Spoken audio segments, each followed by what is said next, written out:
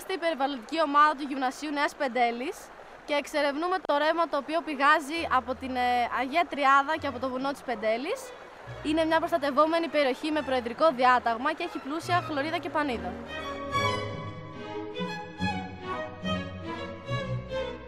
Το σημείο που βρισκόμαστε τώρα ονομάζεται Βούθουλας ή Βήθουλας. Είναι μια βαθιά λεκάνη με νερό, στην οποία οι παλιοί νεοπεντελιώτες στην δεκαετία του 50 συνήθισαν να κάνουν μπάνιο.